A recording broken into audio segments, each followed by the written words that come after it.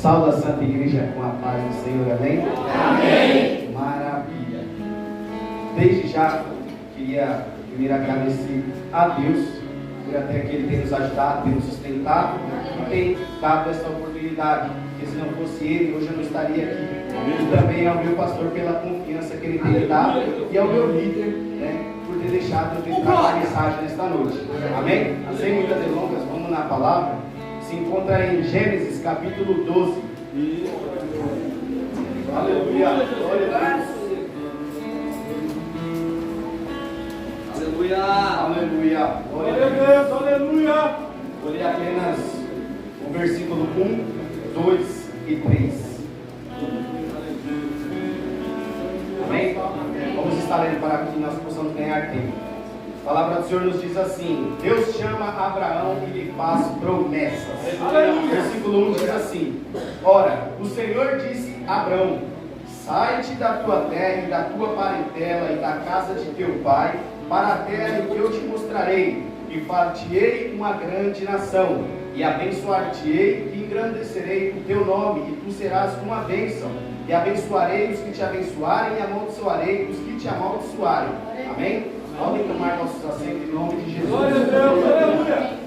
Confesso que as pernas estão um pouco bamba, né? Está batendo pandeiro uma com a outra, né? Mas a palavra ela tem que ser anunciada, ela tem que ser falada, né?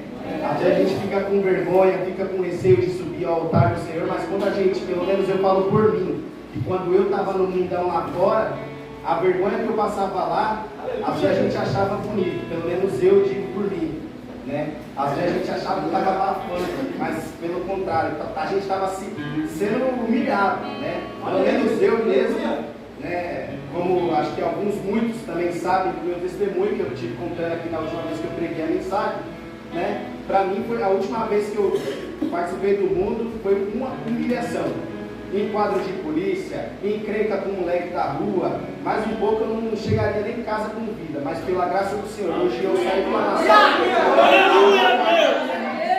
O meu testemunho lá atrás, isso serve para edificar a fé de muitos. Aleluia! Pensam que lá no mundo há alguma coisa a oferecer, mas é totalmente ilusão. Né? Eu tinha meu carinho, eu tinha tudo, tinha meu som, tinha tudo, mas não era feliz. Eu era feliz momentâneo. Mas quando eu dava as mãos, eu cumprimentava os meus amigos, eu ia para minha casa, a tristeza batia, aquele vazio no meu peito voltava, né? Então, vamos lá para a palavra sobre as delongas, né? Vai dizer aqui sobre Abrão, né? Abrão, ele, por nome do seu pai, se chamava Terá, né? E ele tinha dois irmãos, um se chamava Naor e o outro Arã, né? E eu queria trazer hoje a mensagem sobre Abrão, né? Porque Abrão foi um homem escolhido por Deus. Deus tem falado fortemente no coração de Abrão, né? Ele ordenou a Abrão para que ele se levantasse e que ele fosse adiante, porque ali Deus ia mostrar onde ele ia ficar, né? Deus ia mostrar uma terra para ele, falou para ele se afastar das suas parentelas, porque Deus ele ia prover, ia prosperar sobre a vida daquele homem. Né? Só que o que me chama a atenção desde o começo já desse capítulo é que Abraão ouviu a voz de Deus, ele foi obediente a Deus. Né? Ele ouviu a voz de Deus e seguiu o que Deus tinha ordenado para ele. Né? E por causa disso, mais para frente, o capítulo vai dizer que Abraão foi muito abençoado. Abraão ele prosperou, ele ganhou terra, ele ganhou família, né? Assim mais adiante a gente vai estar lendo, a gente vai estar entendendo melhor, mas o que me chama a atenção é isso, que Abraão foi obediente a Deus.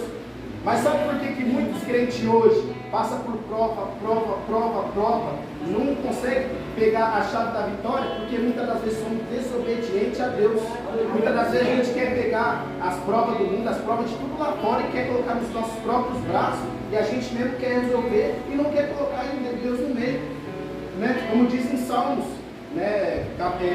No seu capítulo 37, versículo 5 diz: entrega teus caminhos ao Senhor, confia nele e ele tudo o fará. Glória a Deus, aleluia. Mas o que eu faço entender é que muitos crentes, né, eles entendem diferente o versículo. Eu acho que eles devem entender: entrega teus caminhos ao Senhor, confia nele e eu tudo o farei.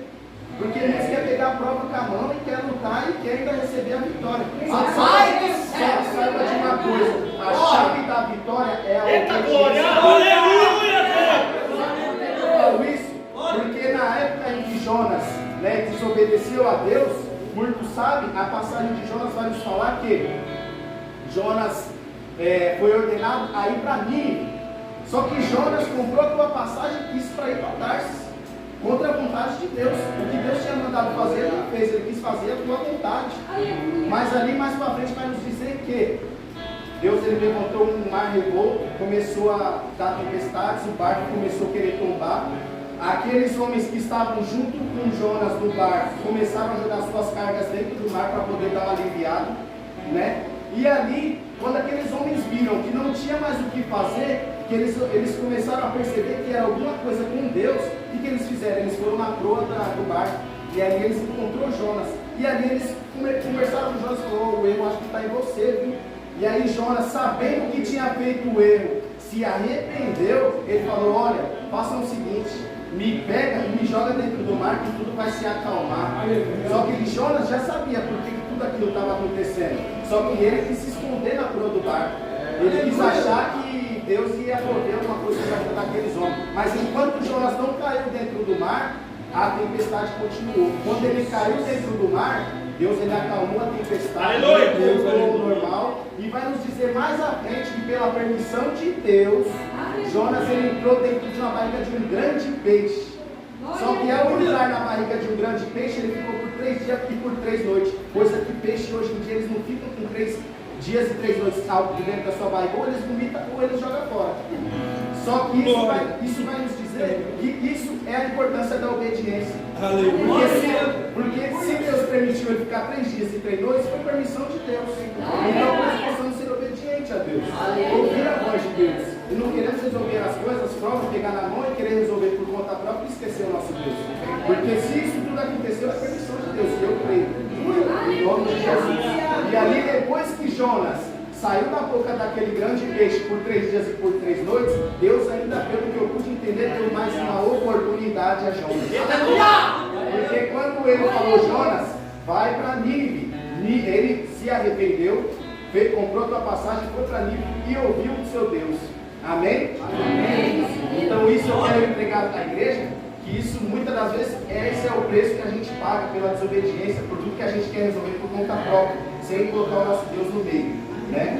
E aqui no seu versículo 4 nos diz assim: assim partiu Abrão, como o Senhor lhe tinha dito, e foi Ló com ele. E Abraão, com a idade de 75 anos, quando saiu de Harã, e tomou Abrão a Sarai, sua mulher, e a Ló, filho de seu irmão, seu sobrinho, e toda a sua fazenda que haviam adquirido, e as almas que lhe acresceram em Harã, e saíram para irem à terra de Canaã, e viram a terra de Canaã. Terra de Canaã é onde eu quero morar. Quem quer levantar aqui? Glória a Deus! Glória a Deus! E ali vai nos dizer que antes de eles ir para Canaã, a terra deles era uma terra chamada Uz dos Caldeus, né? Que vai nos dizer que ali, aquela cidade era um lugar com grande extensão de terra, era um lugar grande, e era um lugar que ali eles plantavam trigo e ali cevada, em nome de Jesus. Para fazer pão, né? Aquele trigo.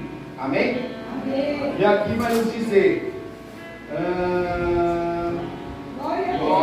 versículo 6. E passou Abrão por aquela terra, até o lugar de Siquém, até o carvalho de Moré, e estavam então os cananeus na terra. E apareceu o Senhor a Abraão e disse: a tua semente darei esta terra. E edificou ali um altar ao Senhor que lhe aparecera. Né? Antes de mais nada, né, Abrão, quando chegou perto de Canaã, ele fez um altar, né? ele levantou um altar. Mas o que é um altar? O que ele fez? O que é levantar um altar? É agradecer a Deus. É você poder puxar um clamor e agradecer a Deus. Né? E ali ele esteve agradecendo. Só que hoje em dia tem muitos crentes que pede, e quando recebe não tem a capacidade de agradecer a Deus. Como eu sempre falo, a gratidão hoje em dia é o que mais falta nesse mundo. Gratidão e amor, né? Que o mundo hoje merece por isso. Hoje a gente liga a TV, a gente vê pai matando o filho matando o pai, mortes assim, como se o povo não tem, um temor, não sabe qual é o valor de uma alma, o valor de uma vida. Eles matam como se fossem furando um papel, assim. Hoje eu estava vendo umas reportagens, meu Deus do céu, aquilo ali, né?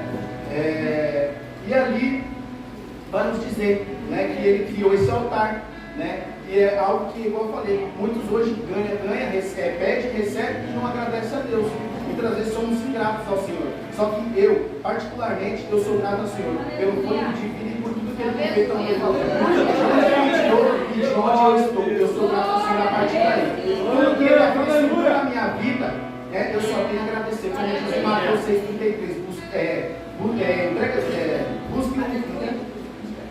buscai primeiro o reino de Deus e a tua justiça, e as demais coisas vos serão acrescentadas. Glória a Deus, aleluia. Amém? Vamos lá. O versículo 10 vai nos dizer: e havia fome naquela terra, e desceu Abraão ao Egito para peregrinar. Peregrinar é você andar, né, de uma distante terra, você começar a andar. Mas por que ele andava? Porque ele sentia fome. Naquele lugar ali havia fome, né? E ali diz: porquanto a fome era grande na terra. E aconteceu que, chegando ele para entrar no Egito, disse a Sarai, sua mulher: ora, bem sei que és mulher formosa à vista. E será que quando os egípcios te virem, dirão: esta é sua mulher, e me matar-me-ão a mim, e te guardarão em vida? Dize: peço-te que és minha irmã, para que me vá bem por tua causa, e que viva a minha alma por amor de ti. O que eu entendo dessa palavra aqui, neste versículo? É que Abraão queria viver. Só que se ele falasse para aqueles egípcios, falasse para aqueles homens de Faraó que era a tua mulher, ele tinha medo da sua morte. E ele queria viver na terra por amor da mulher dele. Sabe o que eu entendo desse versículo? É que muitas das vezes a gente está pegado nas coisas da terra. Muitas das vezes a gente tem um carro, muitas das vezes a gente tem uma família, a gente tem uma casa. E aí muitas das vezes a gente tem medo de anunciar o Evangelho, porque haverá tempos na terra em que a gente não vai poder mais anunciar o Evangelho, como já está acontecendo em alguns países. Mas o que eu entendo desse versículo? Haverá tempos em que chegará no Brasil. Mas será que todos nós vamos ter a coragem de enfrentar o poder, ou será que a gente vai se recuar? Será que a gente vai continuar fazendo a obra, mesmo sendo proibido, ou se a gente vai se recuar? Porque muitas das vezes a gente tem medo de morrer porque a gente está pegado nas coisas da terra. Mas uma coisa eu falo para vocês: que o que há no céu há melhor que tudo que está na terra. Ele é glória a Deus, aleluia, eterna. Muitos do mundo que olham pelos seus olhos carnais vão pensar que, morreu aqui, já era, não tem mais vida. Mas quem é espiritual e sabe, conhece a palavra, sabe que Jesus ele não há de deixar morrer teu filho e não há de dar vida. Porque nós iremos morar no ar celestial. No ar nós teremos vida em abundância. Lá nós seremos servidos. Hoje a gente serve, amanhã seremos servidos. Em nome de Jesus. Bom, aqui mais à frente, versículo 15 diz: e viram os príncipes de Faraó, e gabaram diante de Faraó, e foi a mulher tomada para a casa de Faraó. E fez bem Abraão por amor dela. Ele teve ovelhas e vacas, jumentos e servos, servas e jumentos e camelos. Feriu, porém, o Senhor a Faraó com grandes pragas e a sua casa por causa de Sarai, mulher de Abrão. Então chamou o Faraó a Abraão e disse: que é isso que me fizeste? Por que não me disseste que ela era tua mulher? Por que me disseste é minha irmã? De maneira que houvera tomado por minha mulher. Agora, pois, eis aqui tua mulher, toma e vai-te. Toma e vai-te. E Faraó deu ordens aos seus varões a seu respeito, e acompanharam a ele e a sua mulher e tudo o que tinha. Isso é o preço da mentira, porque muitas das vezes a gente mente, e a gente acha que a verdade nunca chega, mas a mentira tem perna curta, né? A mentira ela tem perna curta. Um dia a verdade há de chegar. Não pense que tudo que fica encoberto não venha a ser revelado, porque a presença de Deus há de ser revelada.